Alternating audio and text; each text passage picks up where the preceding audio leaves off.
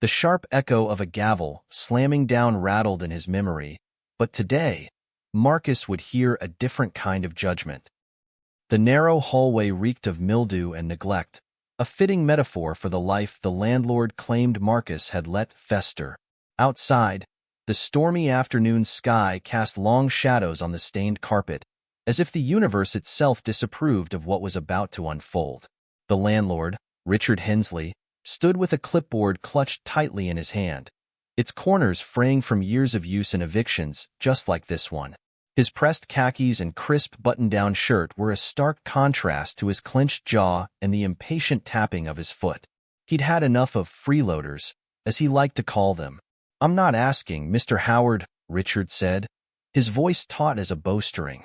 "You've had 2 warnings, and now, this is the 3rd strike. Consider this notice your final one." He shoved the paper into Marcus's hand with the kind of force that made it clear this was personal. Marcus Howard, tall and steady, met Richard's glare with calm precision. His suit was understated yet immaculate, the kind that spoke of quiet authority. He glanced at the notice without flinching, his dark eyes betraying nothing. "I believe," Marcus began slowly, his baritone calm yet firm, "this matter requires a conversation, not a performance." Richard snorted, his disdain bubbling to the surface. "You've had months to sort this out, Howard. Now it's my turn to perform. You're out by the end of the week. No exceptions." "You're making a mistake," Marcus said evenly, but there was an undertone that made Richard pause. It wasn't defiance or anger.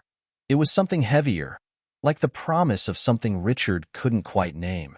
But Richard didn't pause long. "The only mistake I made was renting to someone who doesn't appreciate what he has," he snapped. Marcus folded the paper neatly and slipped it into his briefcase. His movements were slow, deliberate, a man with all the time in the world. "I suggest," Marcus said, his voice taking on a weight that filled the small hallway, "you reconsider your approach." Richard's chest tightened, but he brushed it off as indignation. "Oh, I've considered plenty. Your week's up, Mr. Howard.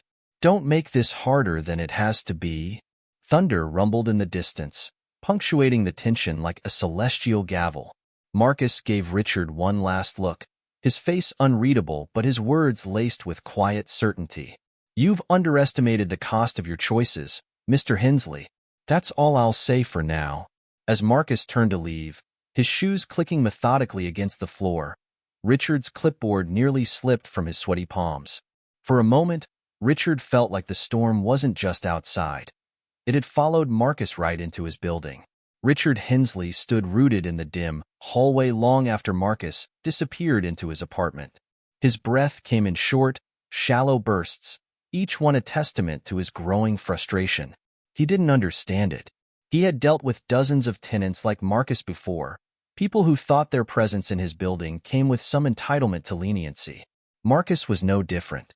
Or so Richard told himself.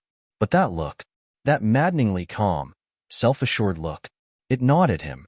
As he turned to leave, his gaze fell on the faded, peeling wallpaper. It was a relic of the building's better days, just like the landlord himself.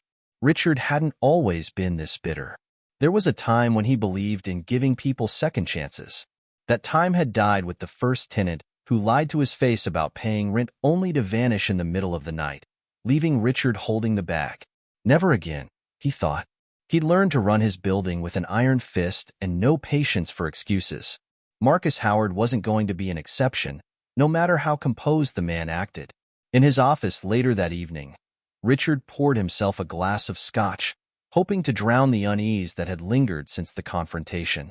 The small, cluttered room was his sanctuary, filled with old books and ledgers that traced decades of tenants and transactions. He thumbed through a file labeled Howard, Marcus, flipping past rent invoices and tenant agreements until he landed on the background check he'd run when Marcus first moved in. It had been clean. Too clean. Marcus Howard wasn't just a lawyer, as Richard had assumed when he saw the tenant's meticulously filled-out application. There was a note in the file, a detail Richard had ignored at the time because it hadn't seemed relevant. Judicial Clerkship, Southern Circuit Court. Richard stared at the words, his stomach twisting into knots. He felt a sudden need to know more. Not because he was second-guessing himself. He told himself he never did that. But because he hated surprises. Opening his laptop, he began to search. The results came quickly. Too quickly. It was as if Marcus Howard's name carried its own gravity, pulling article after article into view. Judge Marcus Howard to preside over landmark housing discrimination case, Richard muttered as he read one headline. His scotch remained untouched as he scanned the article. Judge Marcus Howard wasn't just any judge. He was one of the youngest ever appointed to the bench in their state, known for his relentless pursuit of fairness and his staunch advocacy for tenants' rights. Richard's mouth went dry. The articles painted a picture of a man who had built a career on fighting landlords like him. Marcus had authored opinions that overturned evictions, called out predatory leasing practices, and even fined property owners for unsafe living conditions. This isn't just a tenant, Richard realized. This is someone who could ruin me. The thought clawed at his chest, bringing with it a wave of panic. He leaned back in his chair, staring at the file in front of him. He had underestimated Marcus Howard. That much was clear. But he couldn't back down now. To back down would be to admit defeat, to give up control. No. Richard slammed the laptop shut and downed his scotch in one gulp. He would handle this his way. He always did. The next day, Richard found himself pacing outside Marcus's door. He hadn't planned on coming here so soon, but the restless night had left him frazzled, and he needed to reassert his authority. He knocked twice, sharp and deliberate, before stepping back and folding his arms across his chest. The door opened, revealing Marcus dressed in a crisp shirt and tie, his demeanor as unshakable as ever. "Mr. Hensley," Marcus greeted him, his tone neutral but not unkind. "I didn't expect to see you again so soon." "I need to speak with you," Richard said, pushing past him without waiting for an invitation. Marcus closed the door behind him, his expression unreadable. "I assume this is about the eviction notice." Richard turned to face him, his voice rising. "You think you're clever, don't you? Acting like you're untouchable because of your position." Marcus's brow furrowed slightly, but he didn't respond. He simply waited, his silence unnerving. "I've read about you," Richard continued, his words tumbling out in a mix of anger and desperation. "You're some big-shot judge who thinks he can bend the law to suit his needs. Well, not in my building. Here, the rules are clear. You pay your rent on time, or you leave. No exceptions. And yet," Marcus said calmly, "you're here, which suggests you're not as confident in your stance as you'd like me to believe." Richard's face flushed with anger. "Don't play games with me, Howard. You might intimidate other landlords, but I'm not scared of you." Marcus took a step forward, his gaze piercing. "This isn't about intimidation, Mr. Hensley. It's about fairness. You and I both know this eviction isn't about unpaid rent. It's about something else entirely." Richard's jaw tightened. "What are you implying?" "You know exactly what I'm implying," Marcus said, his voice low but firm. "And if you want to take this to court, I'm more than willing to let a judge decide." The irony of the statement wasn't lost on Richard, but he refused to be swayed. "You think you can scare me with lawsuits and courtrooms? Go ahead. Try me." Marcus held his gaze for a moment longer before stepping back. "Very well," he said. "If that's how you want to handle this, I'll see you in court."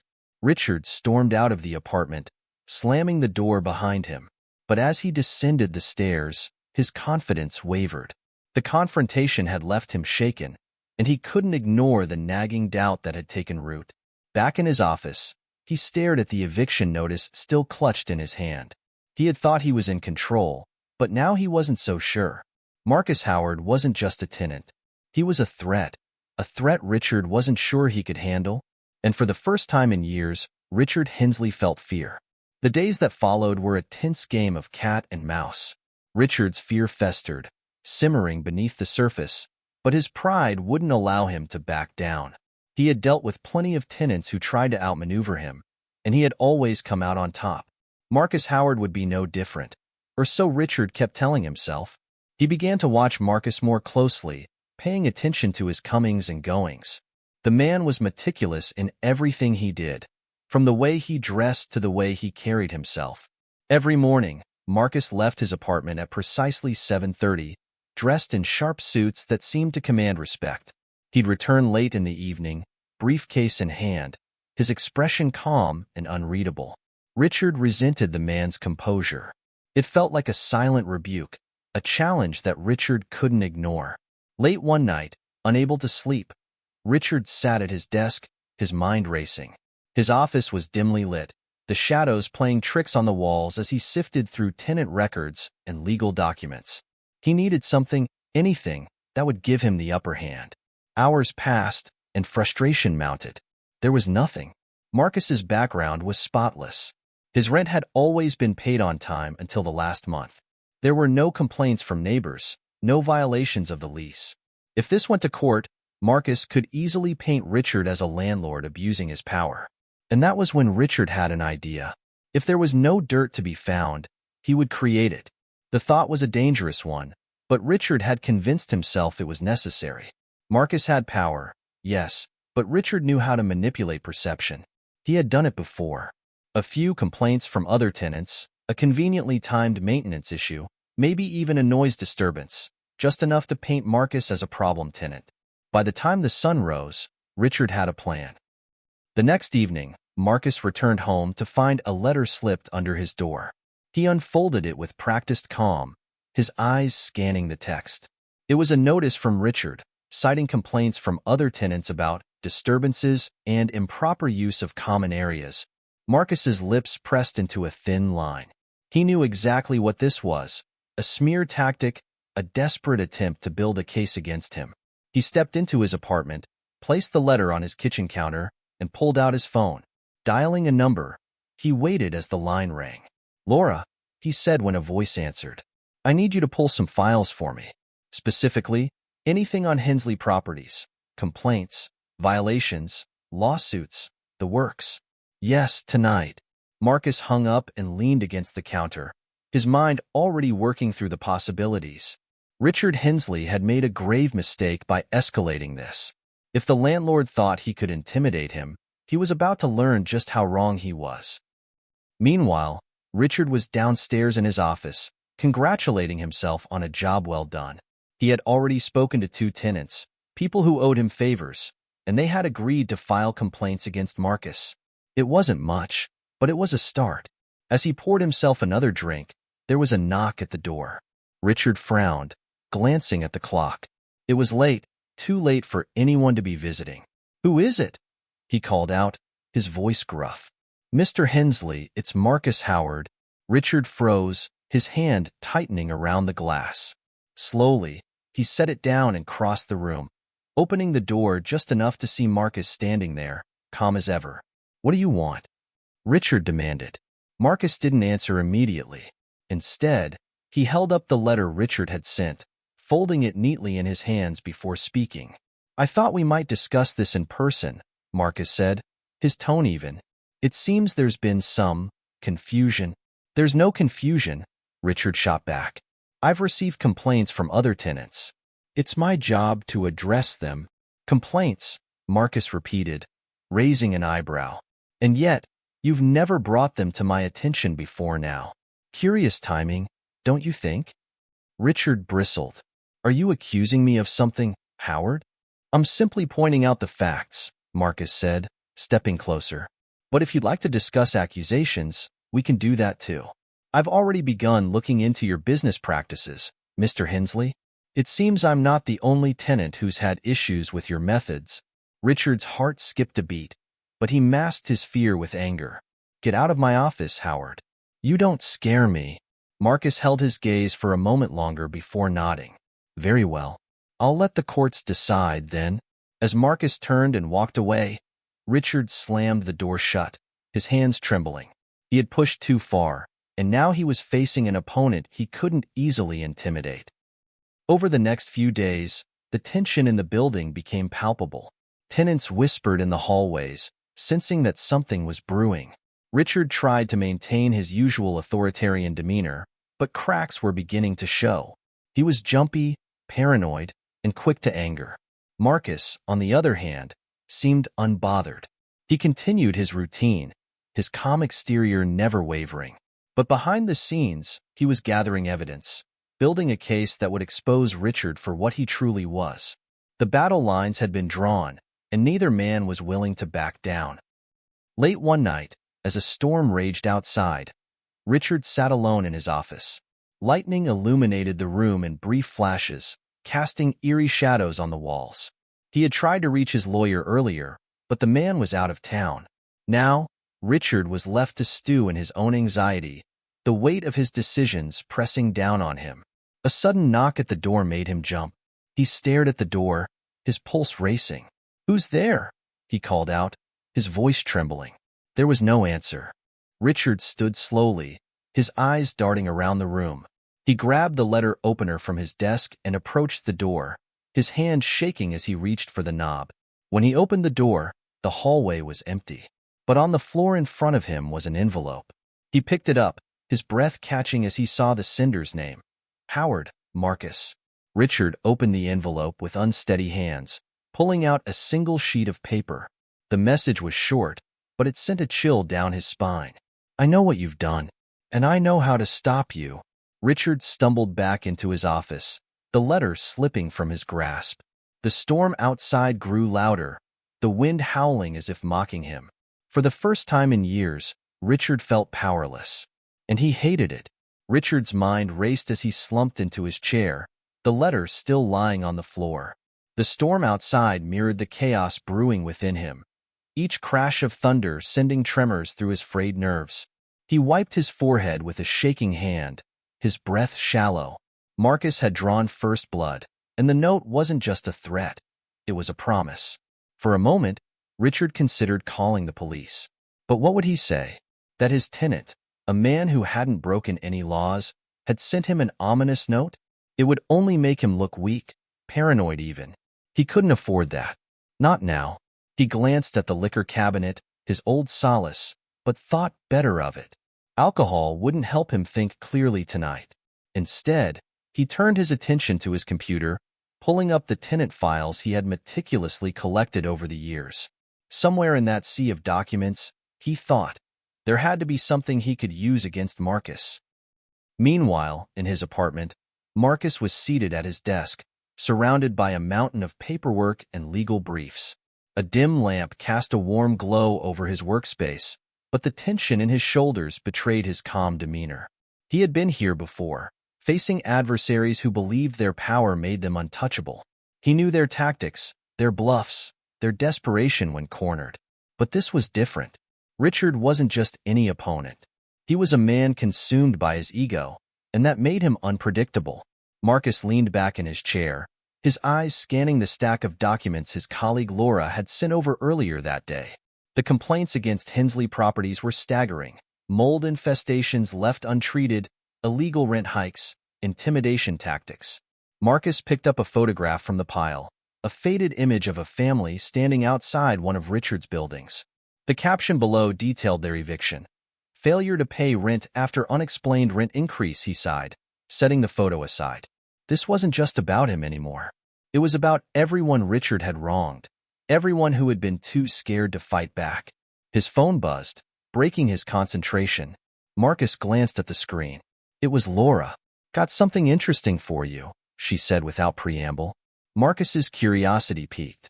"Go on." Richard Hensley doesn't just own property. He's got investments in a bunch of shady shell companies.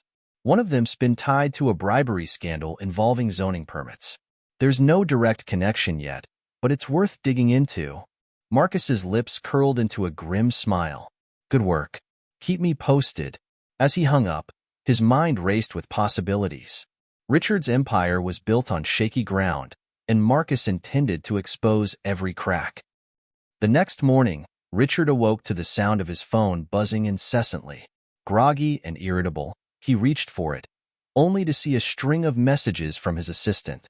"You need to see this. It's all over the local news. Call me ASAP." Richard bolted upright, the remnants of sleep vanishing as he turned on the TV. The screen lit up with a news anchor discussing allegations of corruption within Hensley Properties. This morning, new documents have surfaced, suggesting that prominent landlord Richard Hensley may have been involved in illegal zoning practices. Sources claim these actions displaced numerous low-income families, raising questions about the ethics of his business dealings. The anchor's voice droned on, but Richard couldn't hear it over the pounding in his chest. His phone buzzed again, this time with a call. "What the hell is going on?" He barked into the receiver, his voice trembling. "Boss, it's bad," his assistant stammered. "Reporters are calling nonstop. Tenants are threatening to sue. I don't know how this got out." Richard gripped the edge of his desk, his knuckles turning white. He did know. "Marcus, get the PR team on this. Now!" he snapped before slamming the phone down. He paced the room, his thoughts spiraling. If Marcus was behind this, then the man was far more dangerous than Richard had anticipated. He needed to act fast, but every move he considered felt like walking into a trap. That evening, as the city skyline glimmered against the twilight, Marcus sat in a quiet cafe, sipping a cup of coffee. Across from him sat Laura, a sharp-eyed woman with an air of quiet confidence. "You sure about this?" she asked, sliding a folder across the table. Marcus opened it, scanning the contents. Inside were detailed reports linking Richard's properties to unsafe living conditions, falsified inspection records, and more. "I'm not just sure," Marcus replied, his voice steady. "I'm ready." Laura leaned back, studying him. "This isn't just about your eviction, is it?" "No," Marcus admitted, closing the folder. "It's about accountability. People like Richard think they can trample over anyone who gets in their way. Someone has to stand up to them." Laura nodded, her respect for Marcus evident. "Well, you've got everything you need. Just be careful. Men like him don't go down without a fight." Marcus offered a small smile. "I wouldn't expect anything less." As the days passed, Richard found himself increasingly isolated. His once loyal tenants were turning against him, emboldened by the mounting evidence. Reporters camped outside his office, their questions cutting through his fragile composure. Late one night, as he reviewed his dwindling options, Richard's phone rang. The number was unfamiliar, but he answered anyway. "You think you've won," a voice said, calm but cold. Richard's blood ran cold. "Marcus," he growled, "you've spent your life bullying people who couldn't fight back." Marcus continued, his tone measured. "But you made a mistake with me. I'm not afraid of you, Richard, and I'm not going anywhere." The line went dead, leaving Richard staring at the phone in stunned silence. For the first time in his life, Richard Hensley felt the walls closing in, and he knew, deep down, that there was no escape. The storm was far from over. Both men were preparing for the final clash, a battle that would determine not just the fate of one eviction notice, but the legacy of justice and accountability itself. And as the tension reached a boiling point, neither could predict how far the other would go. The air was thick with tension as the courthouse doors swung open, revealing Marcus in his sharpest navy suit, a quiet confidence radiating from him. The courtroom buzzed with murmurs, reporters whispering to one another as they scribbled notes. On the opposite side of the room sat Richard, his face pale, his jaw clenched tight. His usual air of superiority was gone, replaced with a growing sense of dread. This was not a simple eviction hearing. It was a showdown. The judge, a stern woman with piercing eyes, called the room to order, her gavel echoing like a gunshot. "We are here today to address allegations brought forth by Mr. Marcus Whitfield against Richard Hensley, the owner of Hensley Properties." Marcus rose from his seat, his voice calm but powerful. "Your Honor, this case is about more than an eviction. It's about systemic abuse, corruption, and exploitation. It's about holding a man accountable for years of unchecked greed." Richard's lawyer, a wiry man with an overconfident smirk, stood to counter. "Your Honor, this is nothing more than a smear campaign orchestrated by a disgruntled tenant. My client's business practices have always been lawful, and this case lacks any real substance."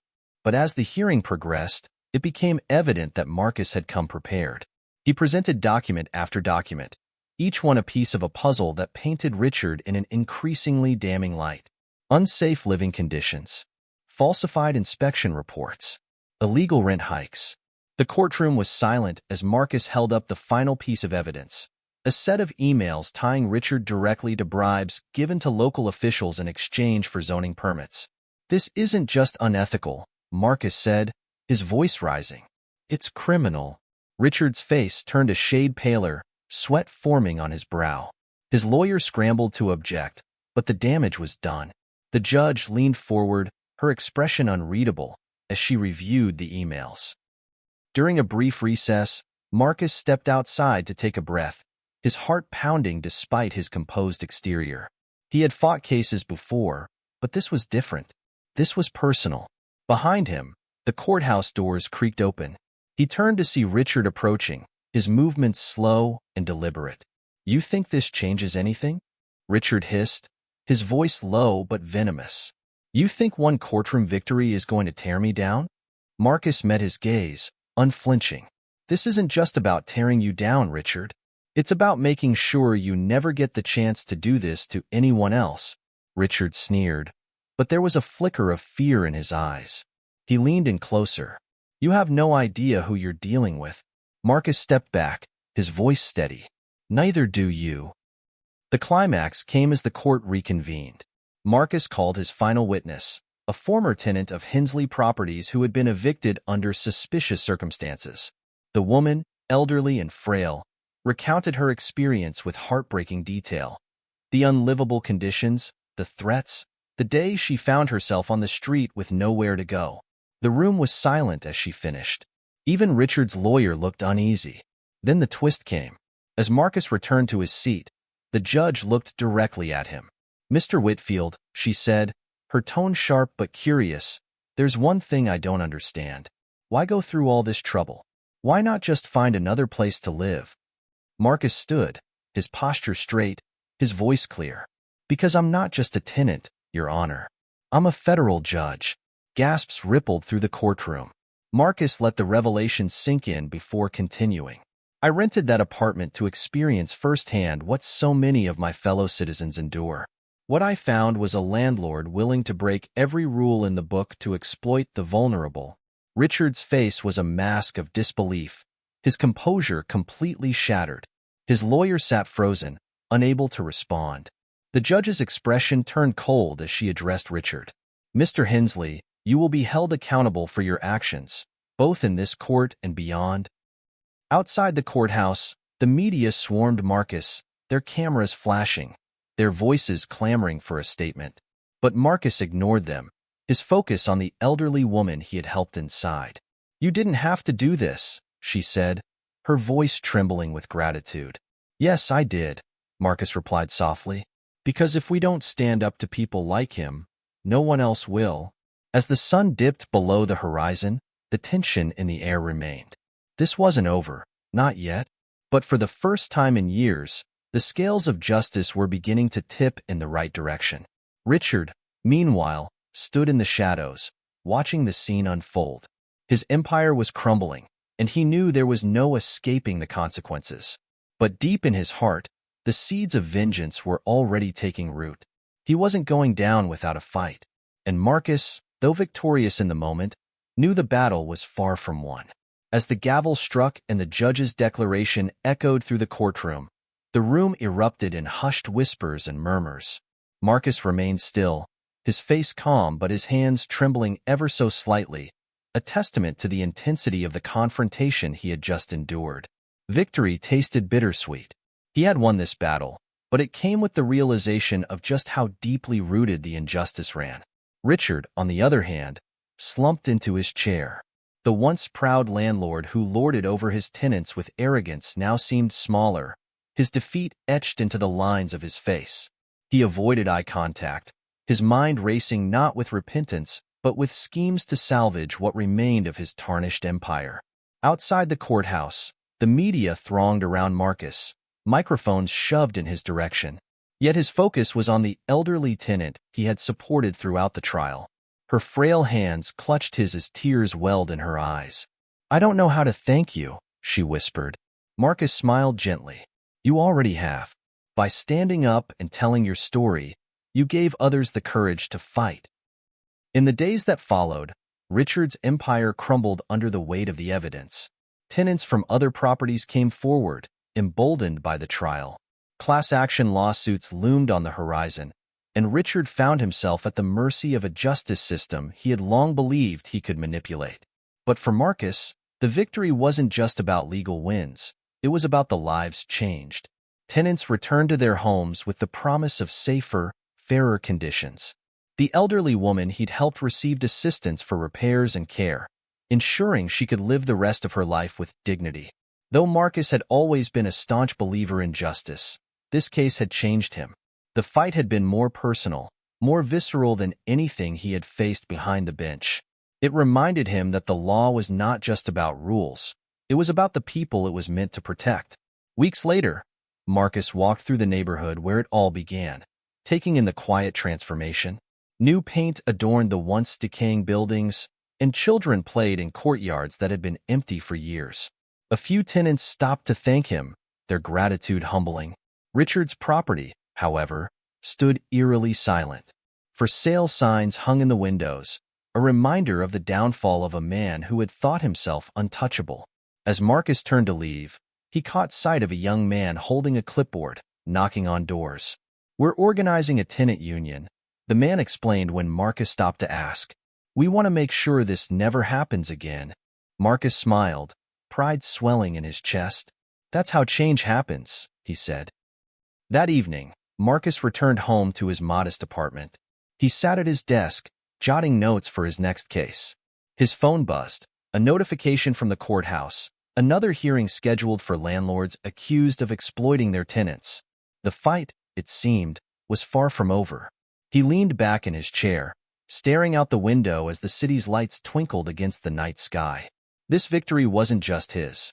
It belonged to every person who had ever been silenced, every tenant who had suffered in silence. The weight of his role felt lighter now, knowing he had made a difference. As Marcus reflected, he resolved that his work would continue, not just in the courtroom but in the hearts and minds of the people he served. Justice, after all, wasn't a destination. It was a journey. To all our viewers, thank you for being part of this story. If you enjoyed it, make sure to like, subscribe, and share for more powerful and inspiring tales. Together, we can shine a light on stories that matter. See you in the next one.